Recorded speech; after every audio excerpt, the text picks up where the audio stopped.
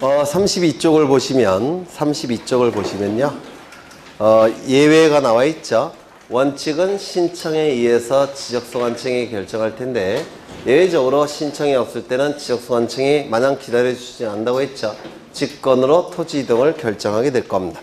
직권으로 토지 이동을 결정하는 그 순서를 여러분이 꼭 기억해 두셔야 돼요. 이 순서도 시험에 나올 가능성이 대단히 높습니다. 먼저 토지 이동에 대한 현재 상황을 어떻게 조사할지 계획을 수립합니다. 토지 이동 현황 조사 계획 수립이라고 부르는데요. 토지 이용이라고 자꾸 출제합니다. 최근에 2번이나 출제했는데요. 토지 이동과 토지 이용은 같은 뜻인가요? 다른 뜻인가요?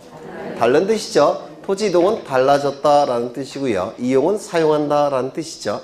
그래서 토지 이동 현황 조사 계획을 수립하는 것이지 토지 이용 현황 조사 계획 수립하는 게 아닙니다. 이동이지 이용이 아니라는 겁니다. 계획을 수립했다면 수립한 계획에 따라서 현장에 가야 되겠죠.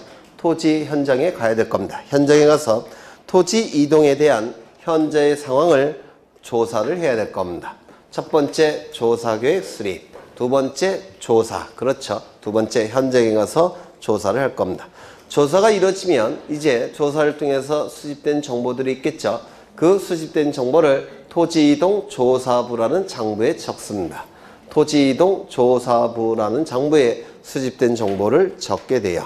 그러면 그 정보가 적힌 토지이동 조사부라는 장부를 가지고 지적소관청에 돌아옵니다. 청사로 돌아와요. 돌아와서 토지이동 조사부라는 장부에 적힌 정보 중에서 중요한 정보를 추려냅니다. 추려진 정보를 가지고 토지이동 조서라는 서류를 작성합니다. 조서라는 서류는 법률 용어인데요. 국가기관이 만든 서류를 조서라고 불러요. 조서. 그러면 토지이동 조사부에서 중요한 정보를 추려내서 토지이동 조서를 작성합니다. 토지이동 조서가 작성이 되면 토지이동 정리 결의서에 이 조서를 첨부합니다. 첨부한 다음에 지적공무를 직권으로 정리하게 돼요. 이 순서는 시간의 흐름에 따라서 진행되고 있기 때문에 암기하는 게 어렵지 않습니다. 맨 처음에 먼저 계획을 수립하죠. 수립한 계획의 이름이 뭡니까? 토지이동 현황 조사계획 수립. 계획이 수립됐다면 수립된 계획에 따라서 현장에 가서 조사를 할 겁니다. 이를 토지이동 조사라고 부를 거예요. 토지이동 현황 조사라고 부를 겁니다.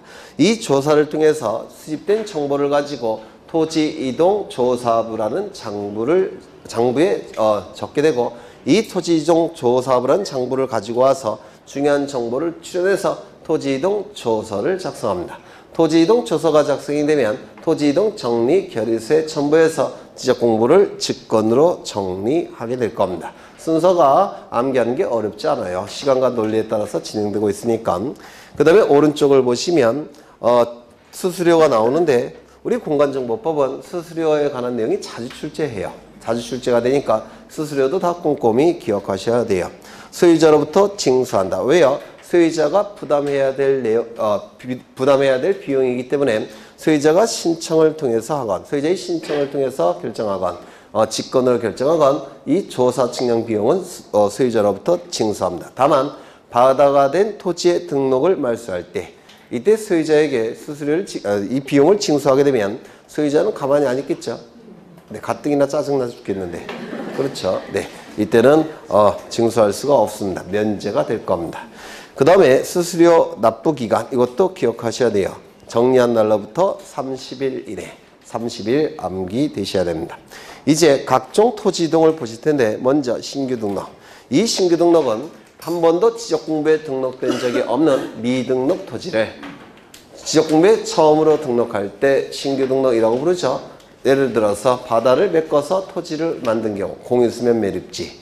두 번째, 무인도를 처음으로 발견한 경우, 이때는 이 토지들은 지적공부에 등록된 적이 없겠죠. 이 토지를 지적공부에 처음으로 등록을 하는 거, 신규 등록이라고 얘기할 겁니다.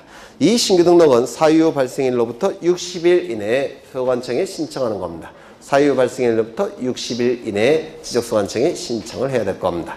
그러면 60일 이내에 신청하지 않게 되면 어떻게 되느냐? 마냥 기다리느냐? 그럴 수는 없죠. 지적소관청은 직권으로라도 등록을 할 겁니다. 직권으로 등록하는 순서는 금방 보셨어요. 그렇죠.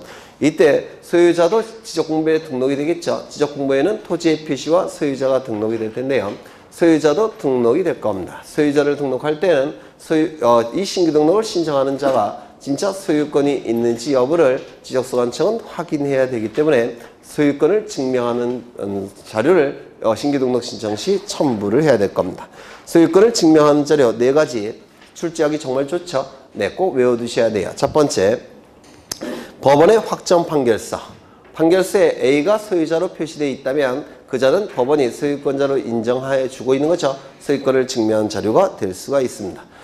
정번 4번도 포함된다는 거 기억해 두셔야 돼요. 4번 포함된다는 거. 전산망이 다 연결되어 있기 때문에 4번을 첨부한다고 하더라도 지적소관청이 확인할 수가 있습니다. 전산망이 다 연결되어 있어서. 그래서 4번이 포함된다는 거 기억하셔야 되고, 공유수면 매립법에 따른 준공검사 확인증 4번.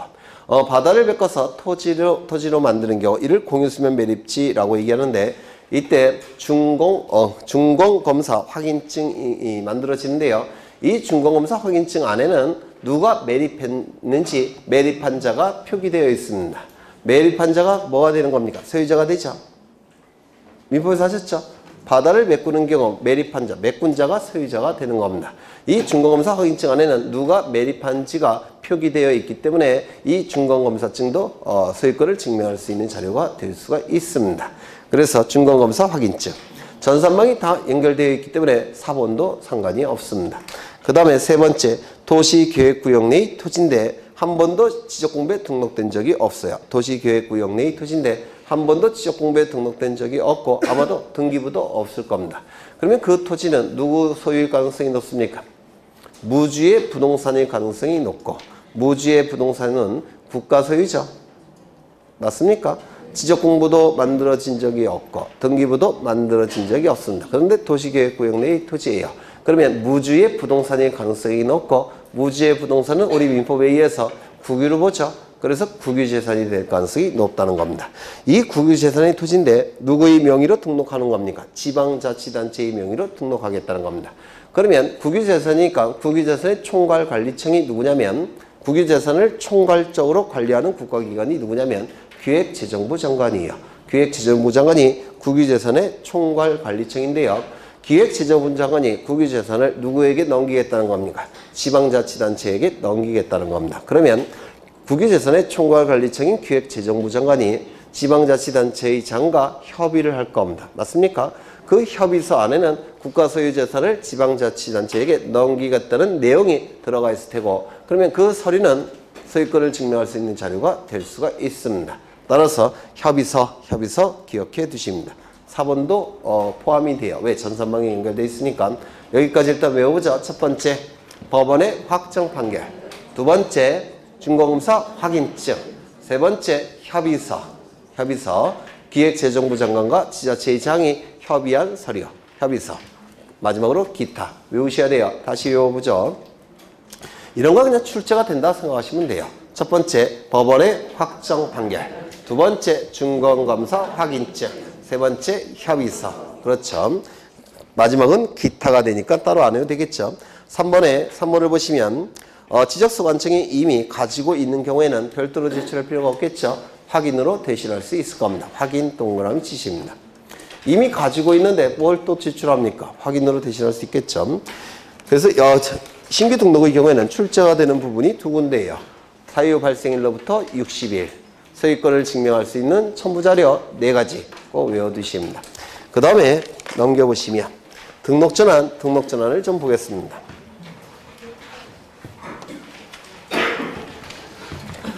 예전에 다 설명드렸던 건데요. 우리 공간정보법은 지목이 몇 가지가 있습니까?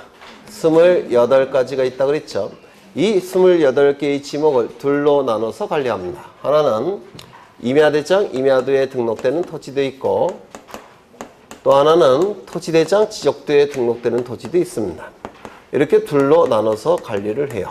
이 나누는 기준은 뭐냐면, 우리 사회에서 거래가 잘 안 되는 토지들, 거래가 잘 안 되니까 효율성을 높일 필요가 없는 토지들, 효율성을 높일 필요가 없으니까 효율적 관리가 필요 없는 토지들, 그 토지들은 10개의 지목인데요. 그 토지들은 여기에 등록해서 관리를 합니다. 우리 사회에서 거래가 아주 잘 되는 토지들, 거래가 잘 되는 토지니까 효율성을 높일 필요가 있는 토지들, 효율성을 높일 필요가 있으니까 효율적 관리가 필요한 토지들, 그 토지들은 18개인데 여기에 등록해서 관리를 합니다. 어느 거 외우실래요? 이거 외우셔야 되겠죠? 이거 뭐가 있습니까?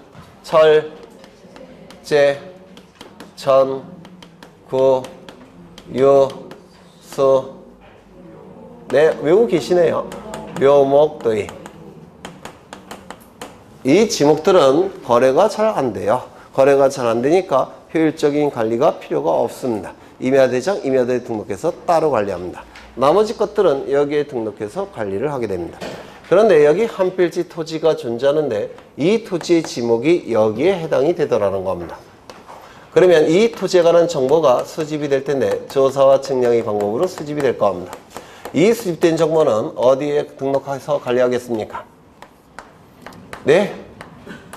여기에 해당되는 토지라고 한다면 임야대장과 임야도에 등록해서 관리를 할 겁니다. 맞습니까? 임야대장, 임야도에 등록해서 관리 공시가 될 겁니다. 그런데 이 지목에서 이 지목으로 바뀌었다는 겁니다. 그러면 여기에서 등록해서 관리할 수 있습니까? 없겠죠? 옮겨야 될 거예요. 어디로 옮기겠습니까? 토지대장 지적도에 옮겨야 될 겁니다. 토지대장 지적도에 옮겨서 관리를 해야 됩니다.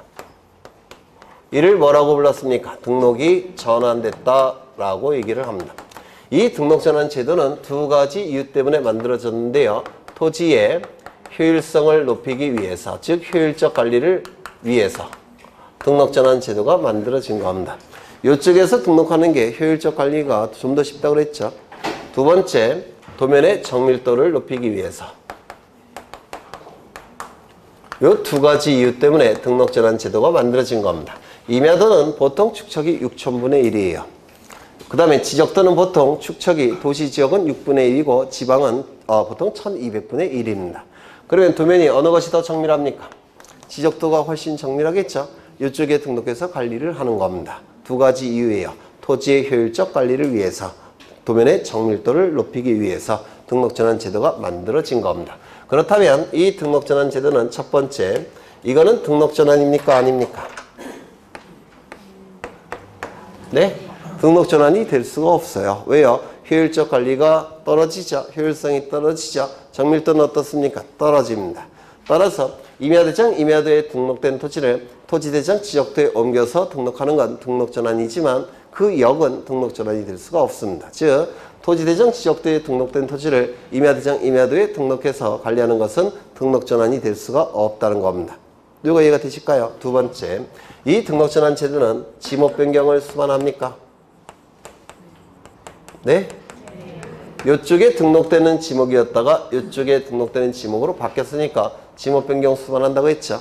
그런데 예외적으로 지목 변경을 수반하지 않는 등록전환이 세 가지가 있다라고 했는데 세 가지 혹시 기억나십니까? 첫 번째, 대부분의 토지가 등록전환돼요. 나머지 토지를 임야도에 전치시키는 것이 불합리하다면 나머지 토지도 지목 변경 없이 등록전환합니다. 두 번째 뭐였습니까? 사실상 형질 변경이 이루어져서 등록전환했지만 관련 법령에 의해서 지목 변경을 금지하고 있다면 어쩔 수 없이 지목 변경 없이 등록전환을 한다고 했습니다. 세 번째, 도시군 관리 계획선에 따라서 토지를 분할하는 경우 관리 지역이 되기 때문에 무조건 등록전환을 해야 돼요. 다만 지목 변경이 없는 경우도 있을 수가 있다는 겁니다. 세 가지. 좀 이따가 다시 설명을 드릴 겁니다. 그 다음에 세 번째, 이 등록 전환은 축척의 변화가 뒤따릅니까? 축척의 변화가 뒤따르죠? 그러면 이 축척의 변화는 축척 변경 제도와 같은 뜻입니까? 다른 뜻입니까? 만약에 같은 뜻이라고 한다면 축척 변경에 관한 규정이 등록 전환에도 준용이 될 겁니다. 그런데 이 축척 변경 제도는 소축척의 지적도에서 대축척의 지적도로 바꾸는 것이 바로 축척 변경 제도예요. 그러면 이 등록 전환은 소축척의 임야도에서 대축척의 지적도로 바뀌고 있죠. 그러면 이것과 같은 겁니까? 다른 겁니까? 다르죠? 달라요? 같아요? 여기는 임야도에서 지적도로, 등록전환은 임야도에서 지적도로 바뀌는 겁니다. 축적 변경 제도는 소축척의 지적도에서 대축척의 지적도로 바뀌는 거예요.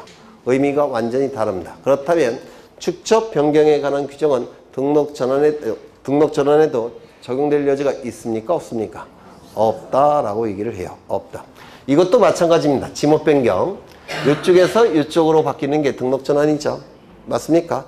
그러면 이쪽에서 이쪽으로 바뀌는 건 등록전환이 아니라고 그랬죠. 이게 뭡니까? 지목 변경 제도예요. 이 안에서 바뀌는 거 이것도 지목 변경 제도예요.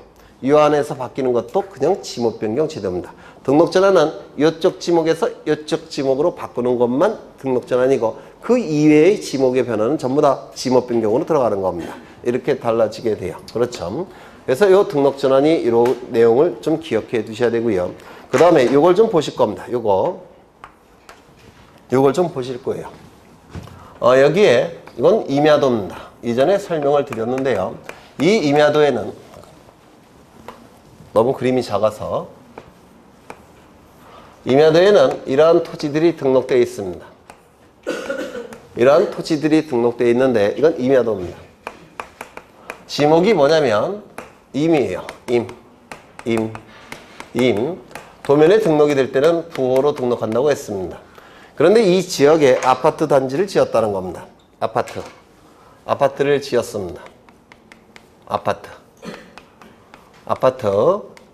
그러면 이 토지의 지목이 뭐로 바뀝니까? 대지죠. 영구적 건축물 중 주거, 사무실, 점포, 문화시설. 아파트는 주거가 되죠. 따라서 지목이 뭐로 바뀌는 겁니까? 대지로. 그렇죠. 대로 바뀌죠. 그러면 더 이상 임야도에 등록할 수는 없겠죠. 옮겨서 등록할 겁니다. 어느 쪽으로? 지적도 쪽으로.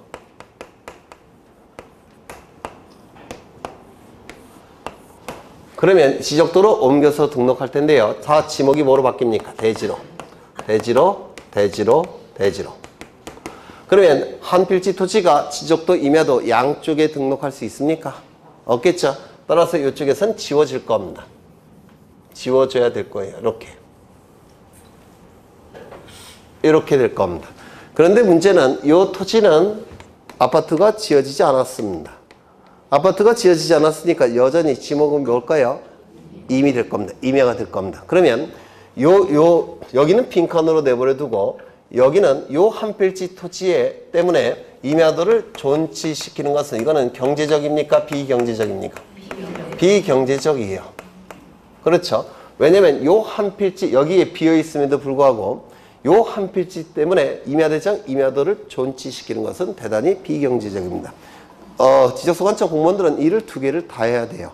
그렇죠? 비경제적인 것을 불합리하다 이렇게 표현합니다. 이러한 불합리한 것을 시정하기 위해서는 이것도 바꿔서 등록해서 이쪽으로 바꿔서 등록하겠다는 겁니다. 그러면 이제 임야도, 임야대장은 필요가 없고 토지대장 지적도로 모두 다 관리가 되겠죠. 그래서 이것도 이쪽에 등록하겠다는 겁니다. 그런데 이 토지는 아파트가 지어졌습니까? 안 지어졌습니까? 안 지어졌죠. 따라서 지목은 바뀝니까? 안 바뀝니까? 안 바뀝니다. 이렇게 등록하겠다는 겁니다. 이것이 첫 번째 지목 변경 없는 등록전환인데요. 말로 표현하실 수 있으셔야 돼요. 대부분의 토지가 등록전환돼요. 나머지 토지를 임야도에 존치시키는 것이 불합리하다면 그 나머지 토지마저도 등록전환을 합니다. 다만 지목이 바뀐 적이 없으니까 지목 변경 없는 등록전환이 될 겁니다. 그림을 통해서 말로 표현하실 수 있으셔야 돼요. 대부분의 토지가 등록전환돼요. 나머지 토지를 임야도에 존치시키는 것이 불합리하다면 나머지 토지마저도 지목 변경 없이 그냥 등록전환을 해버립니다. 요거 이해가 되실까요? 네. 두 번째, 마찬가지로 임야대장과 임야도에 등록된 토지들이에요. 그래서 토지들이 이렇게 등록된 상태입니다. 마찬가지로 전부 다 임입니다. 임을 부르는 것 같네요. 어디 있는지. 저희 집에는 없는 것 같고. 네. 그런데 여기에 개간이 이루어지더라는 겁니다. 토지 소유자들이 여기를 읽었다는 겁니다. 밭으로. 이게 밭으로 읽었습니다. 그러면 사실상 형질이 바뀐 거죠. 나무를 다 베어내고 밭을 읽었으니까 사실상 형질이 바뀌었습니다. 지목이 뭐로 바뀐 걸까요? 전으로. 전은 어디에 등록하는 토지입니까? 전은 저기 외우셨잖아요. 전이 있습니까? 없습니까? 없죠. 전은 어디에 등록되는 토지예요? 토지대장 지적도. 그렇죠. 옮겨서 등록을 해야 됩니다. 이렇게 옮겨서 등록을 할 겁니다. 개간이 됐으니까 전.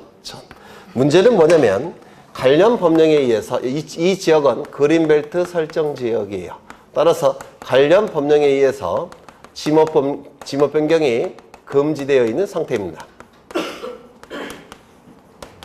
이것이 금지된 상태예요. 사실상 형질 변경이 이루어져서 등록 전환을 했지만 관련 법령에 의해서 지목 변경이 금지되어 있는 상태입니다. 그러면 어쩔 수 없이 이렇게 등록할 수는 없습니다. 어떻게 등록할 수밖에 없을까요? 이 등록 전환은 실질 갖고 판단하는 겁니다. 그래서 사실상 형질 변경이 이루어져서 등록 전환을 했지만 관련 법령에 의해서 지목 변경을 금지하고 있다면 어쩔 수 없이 지목 변경 없는 등록 전환을 할 수밖에 없습니다. 요거 이해가 되실까요? 네. 세 번째. 이건 마찬가지로 임야도고요. 토지들이 등록된 상태입니다. 그런데 이 지역에 이렇게 도시군 관리 계획선이 지나갑니다. 그리고 여기를 분할을 하겠다는 겁니다. 그러면 이 안에 들어오는 지역은 도시군 관리 지역이 되겠죠. 관리. 즉 도시군 효율적 관리를 하겠다는 겁니다. 효율적 관리가 필요하니까 이제 어느 쪽에 등록해야 되겠습니까? 토지대장과 지적도에 등록을 하겠다는 겁니다. 관리 지역이 되니까. 그런데 이 안에는 지목이 안 바뀐 토지도 있겠죠. 지목이 바뀐 토지도 있지만 지목이 안 바뀐 토지도 있겠죠. 그렇죠. 지목이 안 바뀐 토지는 그냥 지목 변경 없이 이쪽에 등록해서 관리를 하는 겁니다. 이해가 되셨을까요? 다시 정리하죠. 이 등록 전환은 지목 변경을 수반하는 게 원칙인데 예외적으로 세 가지 경우에는 지목 변경 없이 등록 전환을 합니다. 첫 번째, 그림을 보시고 말로 표현하실 수 있으셔야 돼요. 첫 번째, 대부분의 토지가 등록 전환돼요. 나머지 토지를 임야도에 존치시키는 것이 불합리하다면 나머지 토지마저도 지목 변경 없이 등록 전환을 합니다. 두 번째, 사실상 형질 변경이 이루어져서 등록 전환을 했지만 관련 법령에 의해서 지목 변경이 금지되어 있다면 어쩔 수 없이 지목 변경 없는 등록 전환을 하게 될 겁니다. 세 번째, 도시군 관리 지역이 되는 경우, 도시군 관리 계획선이 지나서 토지를 분할하는 경우, 관리 지역이 되기 때문에 무조건 등록 전환을 해야 됩니다. 이때는 지목이 안 바뀐 토지가 있다면 안 바뀐 토지 자체로 등록 전환을 해야 돼요. 이렇게 세 가지 지목 변경 없는 등록 전환이 나타납니다. 그거 외워두셔야 되겠죠? 네. 그 다음에 하나 더. 여기 보시면 임야도는 축척이 얼마라고 했습니까? 보통 6,000분의 1이에요. 요 지적도는 보통 축척이 600분의 1이 많습니다. 물론 농촌 지역이 땅덩어리가 더 많기 때문에 농촌 지역은 보통 1200분의 1이에요. 그래서 농촌은 거의 다 1200분의 1, 도시 지역은 600분의 1이 되는데요. 여기 보시면 축척의 변화가 뒤따릅니까? 소축척에서 대축척으로 바뀌었죠?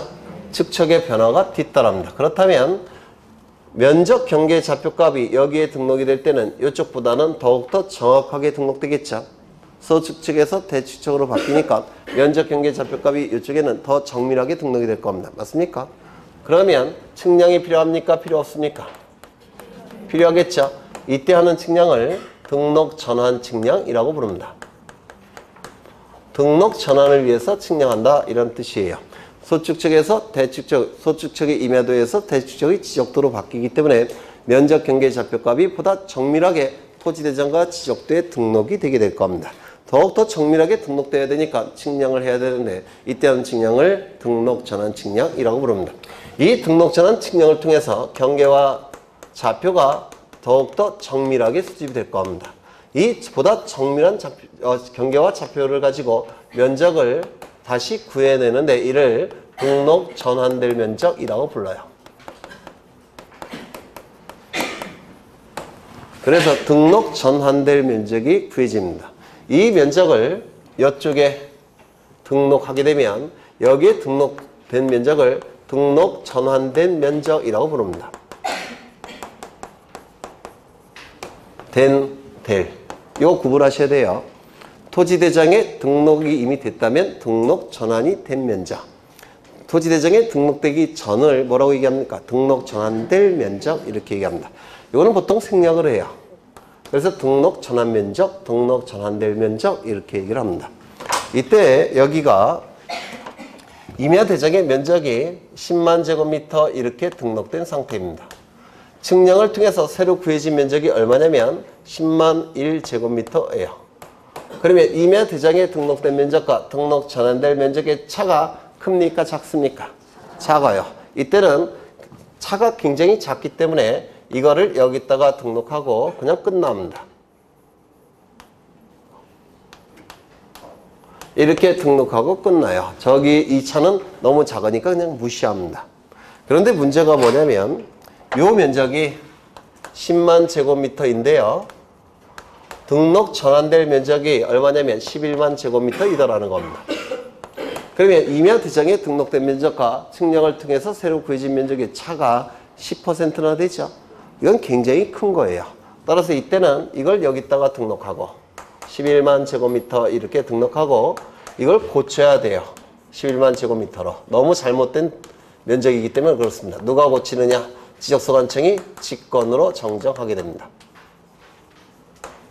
이걸 좀 기억해 두셔야 돼요. 임야대장에 등록된 면적과 등록 전환될 면적의 차가 오차 허용 범위 이내일 때는 이 등록 전환될 면적을 등록 전환 면적으로 결정하고 끝납니다.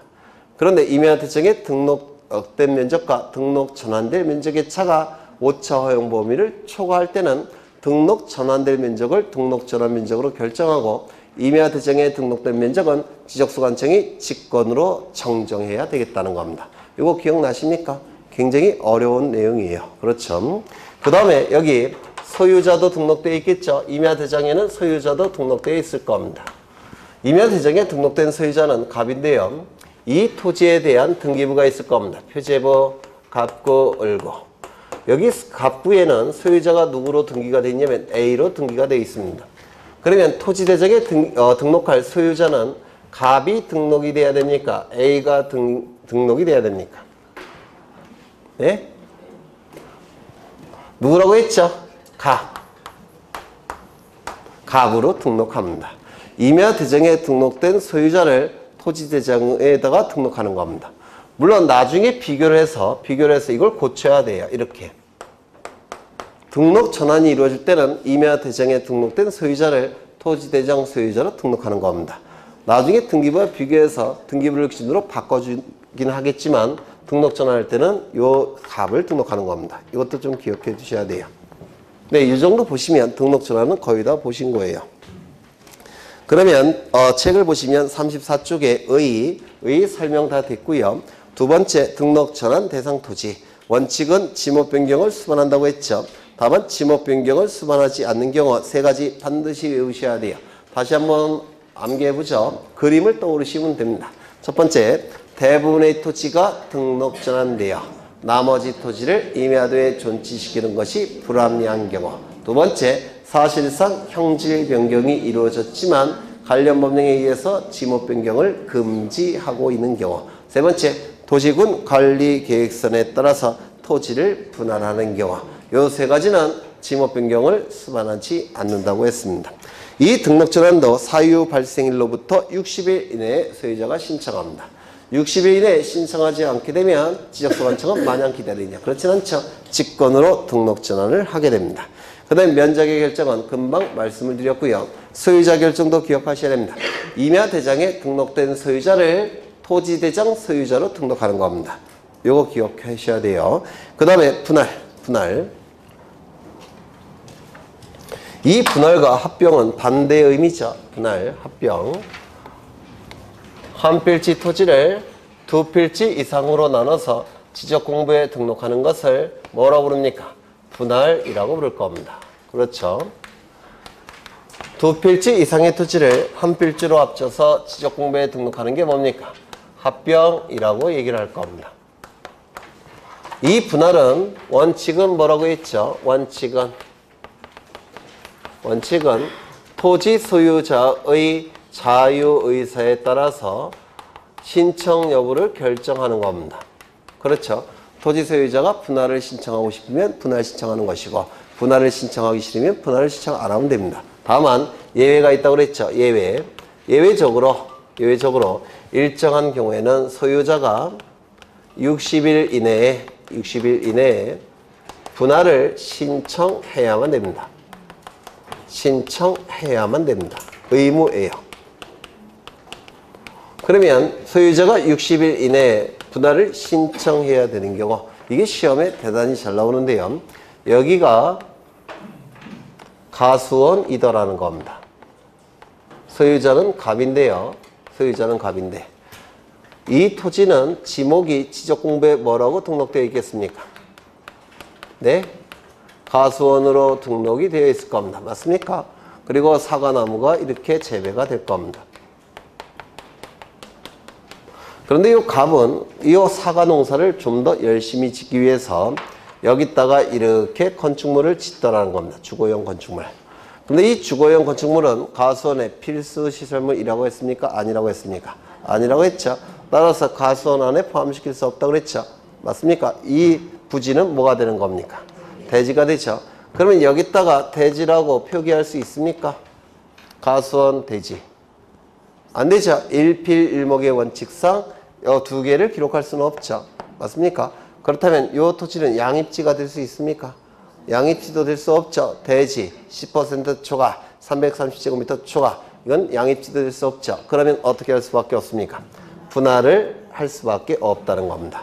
따라서 이때는 토지 소유자 갑은 한 필지 일부가 형질 변경 등으로 용도가 달라진 경우에는 일필일목의 원칙이 지켜져야 되니까 사유 발생일로부터 60일 이내에 갑은 분할을 신청해야만 됩니다. 이거 좀 기억해 두셔야 돼요.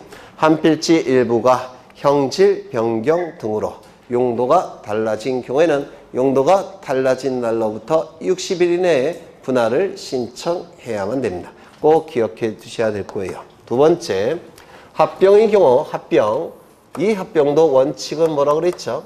토지 소유자의 자유의사에 달려 있습니다. 합병도 합병하고 싶으면 합병하는 것이고 합병하기 싫으면 합병하지 않아도 상관이 없을 겁니다. 다만 예외적으로 토지 소유자는 합병을 신청해야만 되는 경우가 있다고 했죠. 언제가 그렇다고 했습니까? 철제, 천, 구, 유, 수, 학, 도, 그 다음에요. 부, 체, 공장. 기억나실까요? 철제, 천구, 유수, 학도, 부채, 공장. 12가지 지목이 되는 경우. 여기 부는 공동주택의 부지예요. 그리고 나머지 것들은 지목의 부호입니다. 철도용지, 제방, 천, 하천, 구, 국어, 유, 유지, 수, 수도용지. 이건 아까 철제, 천구, 유수, 묘목도임에서도 써먹었죠. 그 다음에 이거는 학교용지, 도로. 여기까지는 어디서 써먹었습니까? 공공사업에서 써먹었죠. 철제, 천구, 유수, 학도. 여기까지는 임야대장, 임야도에 등록되는 지목들. 철제, 천구, 유수, 묘목도임. 여기까지는요. 공공사업에서 철제, 천구, 유수, 학도. 그 다음에 12개 이거는 합병. 철제, 천구, 유수, 학도, 부채, 공장. 요것만 외워두시면 나중에 써먹기 편해요. 네. 이때는 60일 이내에 합병을 신청해야만 될 겁니다. 맞습니까? 합병을 신청해야만 됩니다. 그 내용이 이제 쭉 나올 텐데요. 34쪽에 분할의 나와 있는데 이 분할은 각종 토지 이동 중에서 가장 빈번하게 발생하는 토지 이동입니다. 왜냐면 시간이 흘러가게 되면 땅값은 계속 올라갑니다. 땅값이 계속 올라가기 때문에 팔고 싶어도 잘 안 팔려요. 팔기 위해서는 어떻게 해야 될까요? 쪼개서 팔 수밖에 없습니다. 그래서 이 분할은 각종 토지 이동 중에서 가장 빈번하게 발생하는 토지 이동이다 라고 얘기를 합니다. 분할 신청의 대상 토지 3번이 중요하죠. 토지 소유자의 자유의사에 달려 있습니다. 따라서 분할을 하고 싶으면 하면 되는 것이고 안 하면 상관이 없어요. 그런데 예외적으로 한 필지 일부가 형질 변경 등으로 용도가 달라진 경우에는 용도가 달라진 날로부터 60일 이내에 분할을 신청해야만 된다라고 얘기했죠. 그래서 3번의 신청 절차에서 신청인에서 두 번째 다만이라는 문구가 나오죠. 꼭 기억해 두셔야 돼요. 지적공부에 등록된 한 필지 일부가 형질 변경 등으로 용도가 변경된 경우에는 대통령령으로 정하는 바에 따라서 용도가 달라진 날로부터 60일 이내에 분할을 신청해야만 된다. 이걸 꼭 기억해 두셔야 됩니다. 용도가 달라졌다면 지목 변경이 같이 수반되겠죠. 따라서 지목 변경 신청서도 같이 제출해야 될 겁니다. 거기 첨부 서면에 나와 있고요. 그 다음에 면적의 결정 이건 안 보셔도 될 것 같아요. 넘기겠습니다. 합병 두 필지 이상의 토지를 한 필지로 합쳐서 지적공부에 등록하는 것을 합병이라고 부르는데 합병도 토지 소유자의 자유의사에 달려있다고 그랬죠. 다만 이외적으로 철제, 전구, 유수, 학도, 부채, 공장의 지목이 되는 경우에는 60일 이내에 합병을 신청해야만 된다고 했습니다. 거기 2번에 나와 있죠. 다만 꼭 기억해 두셔야 되고요. 그 다음에 합병할 수 없는 토지가 나오는데 이것 좀 기억해 두십니다. 문제가 어렵게 나오면 이것도 출제가 될 수가 있어요. 이 합병이 이루어지기 위한 요건이 있을 겁니다. 합병 요건이 있는데요. 이 합병 요건 노트 있으시면 노트 펴보시죠. 노트. 첫 번째, 합병은 두 필지 이상의 토지가 한 필지로 합쳐서 지적공부에 등록되는 거니까 그게 합병이죠. 그러면 결국은 합병에 의해서 한 필지가 되죠. 맞습니까? 한 필지가 되기 때문에 첫 번째, 한 필지 성립 요건을 구비해야 됩니다. 한 필지 성립 요건은 뭐가 있습니까? 지번부여 지역이 동일할 것, 소유자가 동일할 것, 지목이 동일할 것, 지반이 연속적일 것, 축척이 동일할 것, 등기 여부가 동일할 것. 합병에 의해서 한 필지가 성립되고 있기 때문에 합병 요건 안에는 한 필지 성립 요건이 포함되게 됩니다. 그렇죠. 두 번째, 합병 제한 사유가 없어야 됩니다.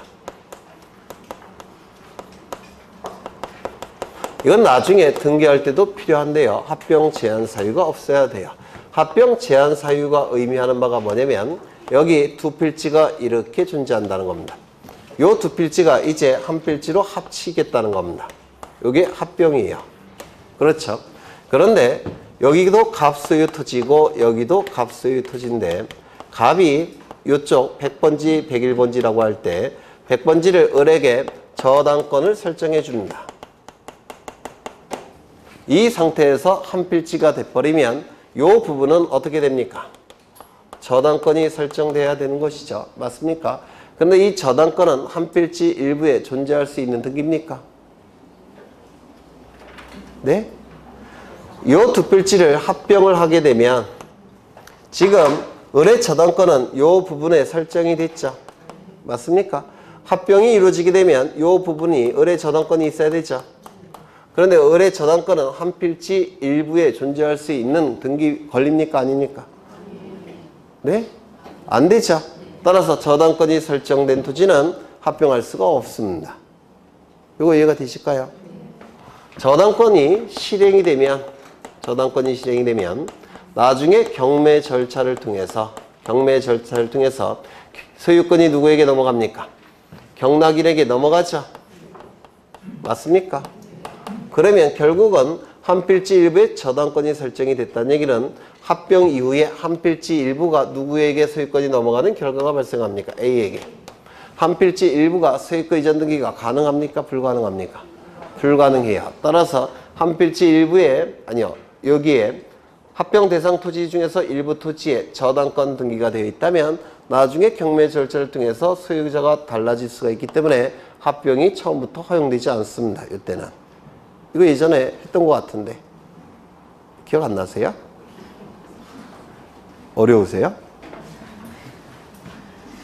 그러면 다시 상세하게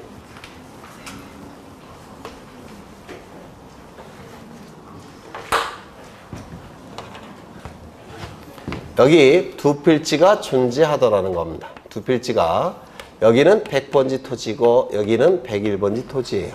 소유자는 갑, 소유자는 갑 이렇게 됐다는 겁니다.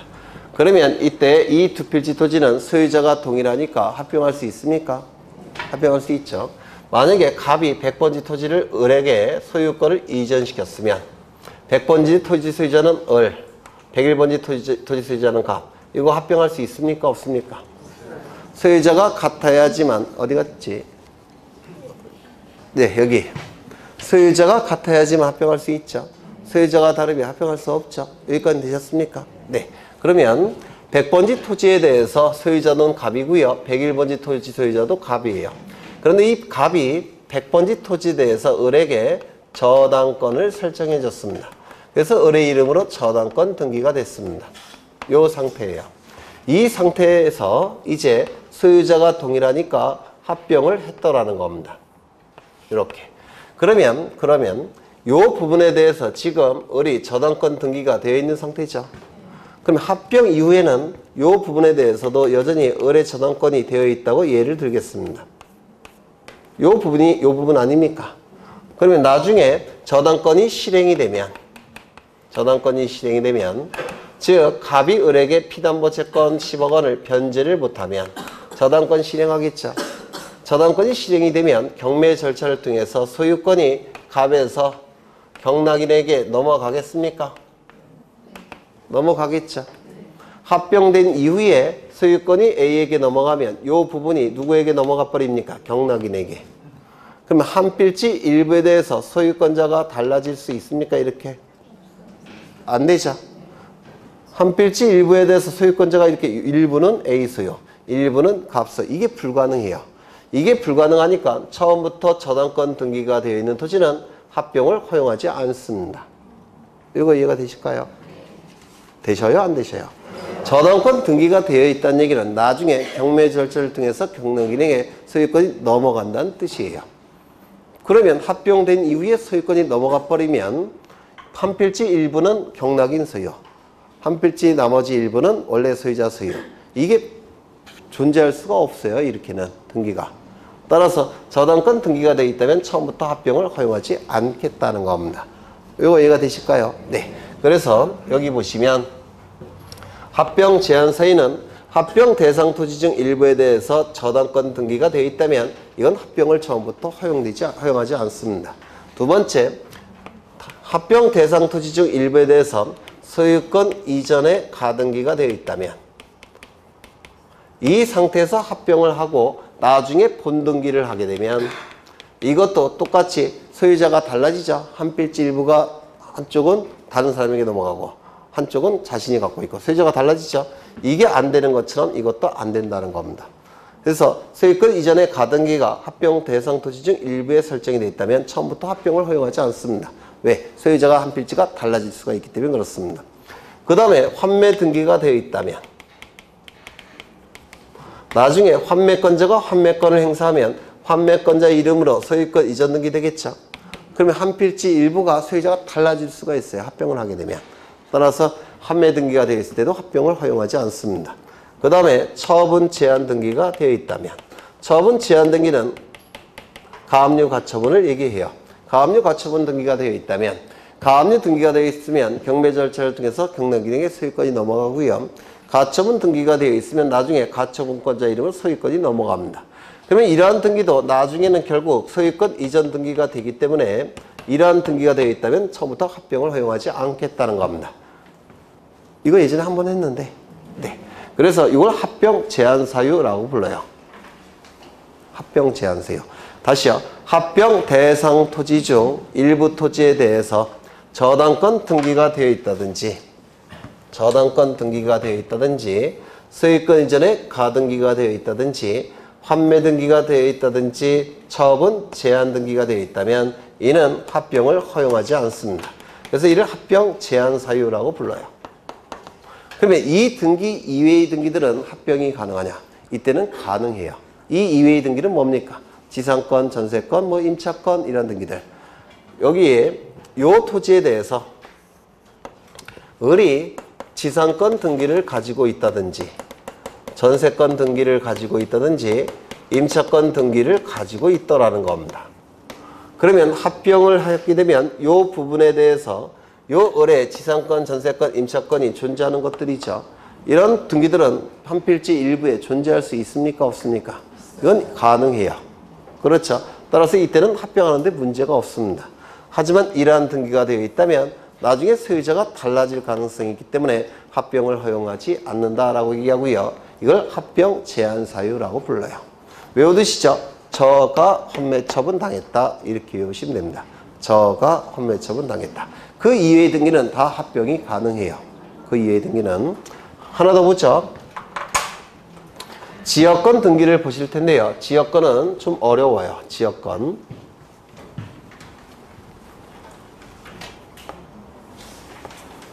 여기 도로가 나 있고요. 도로.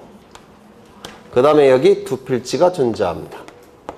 여기는 100번지 토지, 101번지 토지. 소유자는 갑이고요. 소유자는 을입니다. 갑이 을에게 지역권을 설정합니다. 그래서 여기 통행지역권이 설정된 상태예요. 통행을 하게 될 겁니다. 요 100번지 토지를 뭐라고 부릅니까? 네? 승역지. 받드는 역할을 하는 토지. 통행로를 인접토지에게 제공함으로 인해서 받드는 역할을 하는 토지가 승역지예요. 그 다음에 이쪽 토지를 뭐라고 부릅니까? 요역지. 요역지. 요역지의 의미는 승역지에게 받드는 역할을 요구하는 토지, 요역지라고 불러요. 이 승역지는 토지 전부여도 되고 일부여도 상관이 없습니다. 맞습니까? 요역지는 반드시 토지 전부여야 됩니다. 그렇겠죠? 네. 이때 여기 한 필지 토지가 더 있는데요. 요거는 소유자가 누구냐면 갑이고 토지는 99번지 토지입니다. 이 99번지 토지와 100번지 토지를 합병하겠다는 겁니다. 그러면 승역지에 변화가 있습니까? 없습니까? 네? 변화가 없죠. 요 토지의 일부인 상태에서 이 토지의 일부로 바뀌었을 뿐이죠. 그래서 일부가 유지가 되니까 이때는 합병하는데 전혀 문제가 없습니다. 맞습니까? 네. 두 번째, 요 토지를 보겠습니다. 이 토지는 102번지 토지고요. 그 다음에 여기는 을 소유 토지입니다. 두 필지를 합병을 하겠습니다. 그러면 100번지 합병하기 전에는 한 필지 전부가 요역지였죠. 그런데 합병을 하게 되면 한 필지 일부가 요역지로 바뀌죠. 이렇게 바뀌죠. 요거 이해가 되실까요? 안 되실까요? 처음에는 합병 전에는 한 필지 전부가 요역지였죠. 그런데 합병을 하게 되면 이 요역지가 뭐로 바뀝니까? 일부로 바뀌죠. 그럼 이거 합병할 수 있겠습니까? 없겠습니까? 없습니다. 승역지는 합병이 가능하지만 요역지는 합병이 허용되지 않습니다. 이거 이해가 되실까요?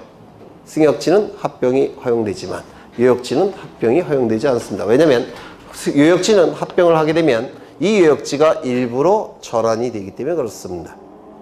이해가 되실까요? 네.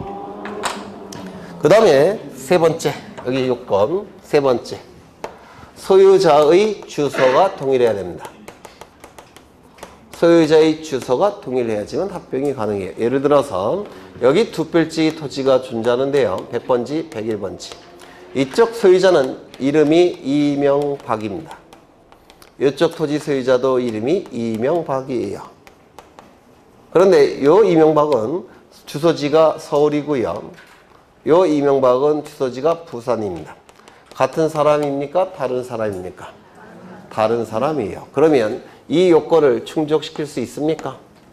없겠죠. 소유자의 주소가 동일해야지만 합병이 허용이 됩니다. 요거 이해가 되실까요? 네 번째, 공유 지분이 존재할 때는 공유 지분이 동일해야 됩니다. 이것이 동일해야지만 합병이 허용이 됩니다. 이거 좀 이해하시는데,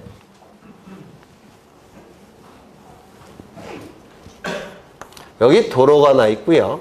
그 다음에 여기는 100번지 토지, 여기는 101번지 토지입니다. 100번지 토지는 소유권이 갑이 4분의 3을 가지고 있고 을은 4분의 1을 가지고 있습니다.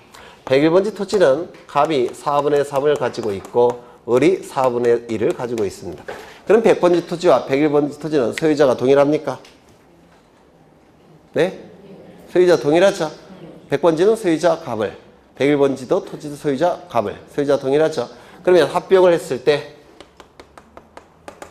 소유권 지분은 어떻게 결정이 되면 될까요? 갑 4분의 3, 을 4분의 3, 4분의 1 이렇게 결정하면 될 겁니다. 문제가 없습니다. 그러면 지분이 공유 지분이 같다라고 한다면 합병하는데 문제가 없어요. 그렇죠? 그런데 만약에 이쪽은 갑 4분의 3, 을 4분의 1, 이쪽은 갑이 7분의 2, 을은 7분의 5. 지분이 같습니까? 다릅니까? 달라요. 그러면 합병 이후에는 지분을 어떻게 결정할까요? 갑은 이렇게 주장할 겁니다. 비싼 토지 지분을 내가 많이 가지고 있으니까 내가 더 많이 가져야 된다고 주장할 테고, 을은 넓은 토지의 지분을 내가 더 많이 갖고 있으니까 내가 더 많이 가져야 되겠다라고 주장할 겁니다. 그렇겠죠. 따라서 이 공유 지분이 다를 때는 분쟁이 필연적으로 발생하고 지분을 결정하기가 대단히 어렵기 때문에 합병을 처음부터 허용하지 않습니다. 공유 지분이 같을 때만 합병을 허용합니다. 공유 지분이 다를 때는 합병 이후에 지분 결정에 어려움이 있기 때문에 합병을 허용하지 않습니다. 이거 이해가 되실까요? 그 다음에 5번째, 일정한 사업지구 안의 토지와 바깥의 토지는 합병이 허용되지 않습니다. 이게 5번째예요. 이건 무슨 얘기냐면 여기 지역이 있는데 이쪽은 도시개발 사업이 시행이 됩니다. 이쪽은 도시개발 사업이 시행되지 않았습니다. 도시개발 사업이 시행이 되면 보통 축척이 600분의 1로 바뀝니다. 아니 500분의 1로 바뀌어요. 그럼 이쪽은 도시개발 사업이 시행되지 않았으니까 축척이 예전 축척 고스란히 있겠죠. 600분의 1. 그러면 이쪽 토지와 이쪽 토지를 두 필지 토지가 있는데 합병할 수 있느냐? 있습니까? 없습니까?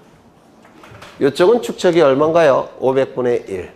이쪽은 축척이 600분의 1. 축척이 다르죠? 어디 갔어요? 여기. 합병할 수 있겠습니까? 없을 겁니다. 그러면 이 안에 있는 두 필지 토지는 합병할 수 있겠습니까? 이건 가능하겠죠? 이쪽에 있는 두 필지 토지는 합병이 가능합니까? 가능할 겁니다. 그래서 일정한 사업시행지역 안에 있는 토지와 일정한 사업시행지역 바깥에 있는 토지는 필연적으로 축척이 달라지기 때문에 합병이 허용되지 않습니다. 이거 이해가 되셨을까요? 네. 그러면 합병 요건은 보통 5가지를 얘기해요. 첫 번째, 한 필지 성립 요건을 구비할 것. 두 번째, 합병 제한 사유가 없을 것.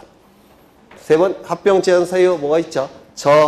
가, 환매, 처분 당했다. 이렇게 외우시면 돼요. 가, 환매, 처분 당했다. 나머지 등기들은 다 합병이 가능합니다.